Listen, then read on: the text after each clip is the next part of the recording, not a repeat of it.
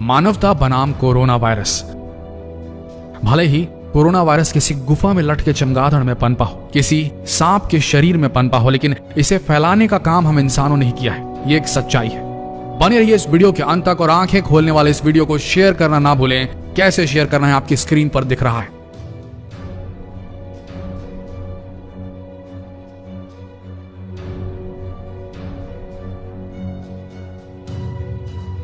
एक ऑथर है, लेखक मिस्टर क्वामन। उन्होंने एक बेहद दिलचस्प किताब लिखी है, the spillover animal infections and the next human pandemic. इस किताब में जीवंत तरीके से बताया गया है कि कैसे आंखों से ना दिखने वाले एक वायरस, एक विषाणु इंसानी गलतियों से फैलेगा और पूरी मानव जाति के अस्तित्व को हमेशा हमेशा के लिए पृथ्वी पर से खत्म कर देगा। और यकीन मानिए, किताब में लिखी ये कहानी अब यथार्थ हो रही है, जीवंत हो रही है और इसके संकेत रियल वर्ल्ड में दिखने भी लगे हैं। आज के इस वीडियो में हम उन परतों को खोलेंगे जिनके नीचे दबे हैं वायरसों के साम्राज्य के उफान की कहानी, जिसे आज दबा दिया गया है। इतिहास देखिए, कोरोना वायरस सरीखे आउटब्रेक्स का, महामारियों का इतिहास देखिए। माचू पो बोलिविया में हुई 1961 मारबर्ग में, जर्मनी में हुई 1968 इबोला आया, एंड सूडान में 1976 में आया HIV रिकॉग्नाइज हुआ न्यूयॉर्क और कैलिफोर्निया में 1981 में। फिर आया हांटा, उसके बाद आया हैंड्रा जो ऑस्ट्रेलिया में 1994 में बर्ड फ्लू के माध्यम से फैला। हांगकांग में भी यही हुआ। 1997 में निपाह आया, निपाह वायरस, जो कि मलेशिया में हुआ। उसके बाद सार्स आया चीन में 2002-2003 में। फिर आया मर्स जो सऊदी अरेबिया में आया। 2012 में फिर से इबोला आया। और ये जो आप सुन रहे थे, ये जो आप देख रहे थे, ये तो सिर्फ कुछ सिलेक्टेड वायरस आउटब्रेक्स की लिस्ट है। इसके अलावा भी आउटब्रेक्स हुए हैं और अब हमारे सामने आ गया है नोवेल कोरोना वायरस 2019। आपको बता दें, इतिहास में दर्ज महामारी फैलने का रिकॉर्ड मात्र नहीं था ये, बल्कि ये संकेत है कि पास्ट में ऐसे आउटब्रेक्स हुए थे और भविष्य में भी होंगे। हम मानवों को ही अपनी गलतियों को रोकना होगा। जी हाँ, महामारियों का आउटब्रेक्स का एक पैटर्न है और ये रुकने वाला नहीं। ये सच्चाई छुपाई जा रही है। आइए जानते हैं तथ्यों को जरा करीब से।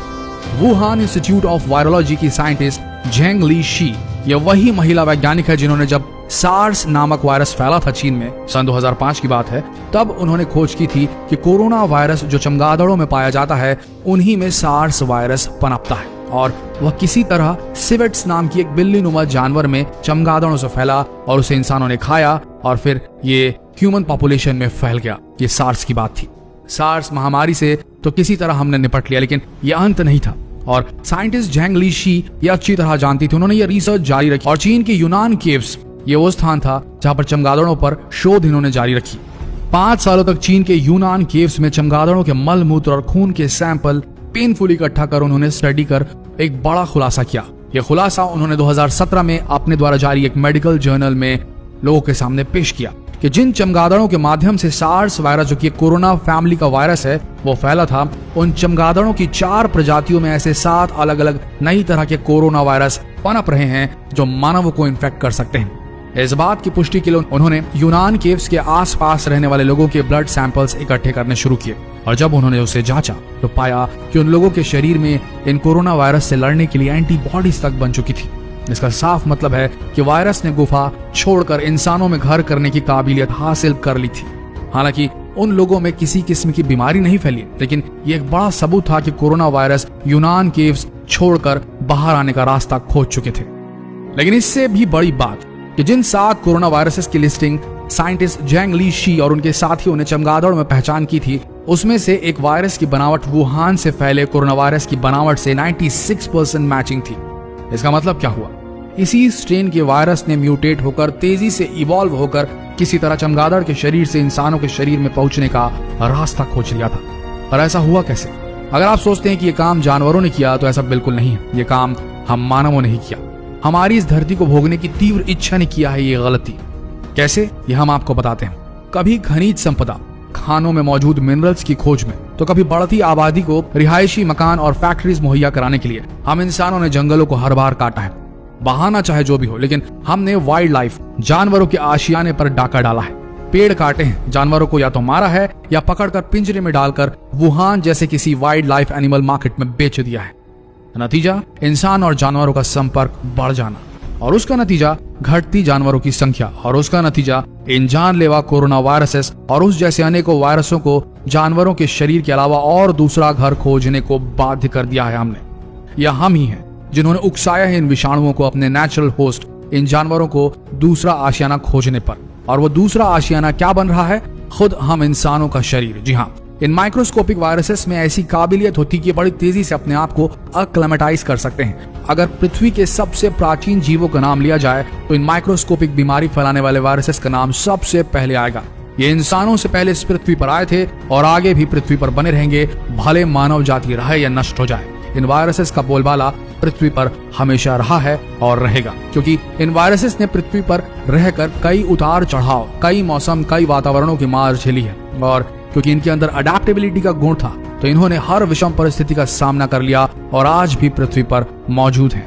ये वायरस लगातार म्यूटेट कर रहे हैं दोस्तों, और करंट में पृथ्वी में जो वातावरण है, जो इकोसिस्टम है, उसके साथ मिक्स हो चुके हैं। हम इंसानों ने पूरे जानवरों की प्रजाति केवल शिकार करके खत्म कर दी, पूरे इकोसिस्टम को डिस्टेबलाइज कर दिया। नतीजा यह है कि अब इस इम्बैलेंस को मेंटेन करने के लिए वायरसों ने मोर्चा संभाल लिया है और अब चिंता हम इंसानों को हो गई है। हमारी गलतियों से वायरस ताकतवर होते जा रहे हैं, इसमें कोई शक नहीं। पहले सार्स फैला जो चमगादड़ों से फैला चीन में, फिर मर्स नाम की एक महामारी फैली मिडिल ईस्ट में जहां ऊंट यानी कि कैमल वाहक थे और उनका मीट खाने से ये फैला, और अब आया है नोवल कोरोना जो फिर चीन में फैल रहा है सांप या फिर चमगादड़ के माध्यम से। आपको बता दें ये तीनों कोरोना वायरस फैमिली के वायरस है, तो अब बताइए क्या जब 3 बार ये सीक्वेंस रिपीट हो चुका है तो क्या आगे ना होगा भला? क्या इसकी गारंटी कि आगे नहीं होगा? कोरोना वायरस के 4th 5th हमले जरूर होंगे। सवाल ये उठता है कि मानव जाति क्या तैयार है इन हमलों के लिए? क्या मानव जाति लगातार बढ़ रही वायरस की इस फौज से वाकिफ भी है? और अगर है भी तो क्या सही रास्ता पता है हम इंसानों को इस समस्या से निपट पाने का? क्योंकि समस्या ये वायरस नहीं, इंसानी गलतियां हैं। हमें हमारी गलतियों को रोकना होगा, इकोसिस्टम को प्रभावित करना बंद करना होगा, वाइल्ड लाइफ को सम्मान देना होगा। क्योंकि अगर हमने ऐसा नहीं किया तो एक दिन इंसान न सिर्फ वायरसों से फैली बीमारी से मरेंगे बल्कि भूखों भी मर जाएंगे। याद रखिए, क्योंकि 2 ही चीज इंसान खा सकता है, एक तो अनाज और दूसरे वानस्पतिक चीजें, और दूसरे जानवर खा सकता है इंसान। जमीन में केमिकल डालकर लालच में ज्यादा पैदावार के चक्कर में हम इंसानों ने जमीन को तो बांझ बना ही दिया है, ग्राउंड वाटर लेवल बुरे इस्तेमाल के चलते खत्म कर ही दिया है, किसान की कमर तोड़ ही दी है, तो बचा क्या? आने वाली कुछ सदियों में शायद पारंपरिक खेती पूरी तरह खत्म हो जाएगी। कहां से आएगा खाना फिर? रही बात जानवरों की, जिन पर कई लोगों की जिंदगियां चलती हैं, जब उन्हें खाने से वायरस फैलने लगेंगे तो लोग अंततः उन्हें भी खाना बंद कर देंगे। भूखमरी और बीमारी, इन दोनों से फिर इंसान न बच पाएगा। लगातार इन वायरसों के म्यूटेट होने की गति बढ़ती जा रही है और जल्द ही ये उस थ्रेशहोल्ड पर भी पहुंच जाएगी जिसमें जब तक हम किसी नए वायरस का इलाज खोजेंगे, उसकी वैक्सीन खोजेंगे, उससे पहले ही ये वायरस पूरी तरीके से फैल चुका होगा और तब मानव जाति ऑलमोस्ट एक्सटिंक्शन के कागार पर होगी। सीधी सी बात है, हमें इकोसिस्टम को चोट पहुंचाना रोकना होगा आज से, अभी से। नहीं तो मानकर चलिए ये वायरस एक दिन हम इंसानों से जीत जाएंगे और इंसान इस पृथ्वी से साफ हो जाएंगे। जितना हो सके इस वीडियो संदेश को फैलाएं देश भर में, ताकि सारे भारतीय और सारे विश्ववासी इस बात को समझें कि हम इंसान इस पृथ्वी के मालिक नहीं है। यहाँ रहने वाला हर जानवर हमारा गुलाम नहीं है। ये पृथ्वी हमारे भोगने के लिए नहीं बनी, यह आसरा है हमारा, हमें यहाँ रहना है, इसे तबाह नहीं करना। जरूर शेयर कीजिए इस वीडियो को। धन्यवाद।